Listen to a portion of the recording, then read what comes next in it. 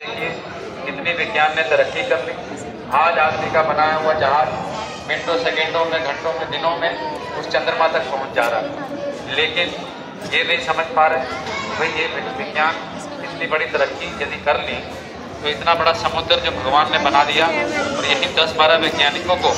यदि उठा के उस समुद्र के किनारे खड़ा कर दिया जाए और उनसे पूछा जाए विज्ञान तुम इतना बड़ा समुद्र बना सकते हो, तो आपको समझने की बात है विज्ञान चीज की तरक्की,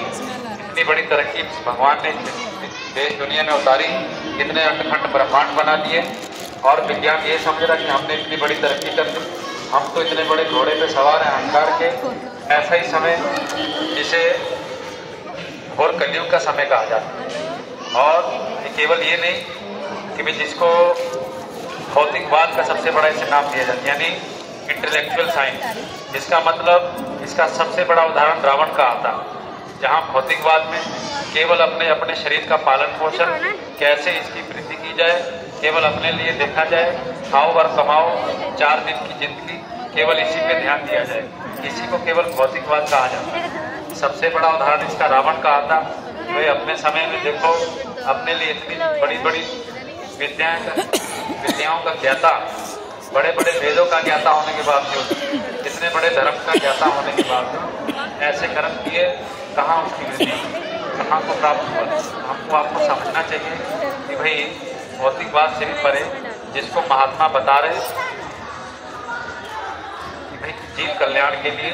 जीव की आत्मा के कल्याण के लिए इतना बड़ा रास्ता महात्माओं ने खोल के रखा। और जहाँ ये विज्ञान खत्म हो जाता उसके बाद ये पराविद्या, जिसे महात्माओं ने बताया कि भाई जीते जी इस परमात्मा को प्राप्त करने का जो रास्ता, सरल से सरल रास्ता महात्माओं ने हमारे आपके सामने रख दिया। इस विज्ञान से परे भी वो चीज़ें जहाँ पहले के समय में जब युद्ध हुआ करते थे, इतने संख्या दिनों तक युद्ध चले और इतनी बड़ी बड़ी विद्या एक समय से एक स्थान से दूसरे स्थान तक जाने के लिए उसी विद्या का उपयोग करके चला जाया करते थे। लेकिन आज भर को साइंस नहीं कहा सकता कि इतनी बड़ी साइंस ने तरक्की कर ली।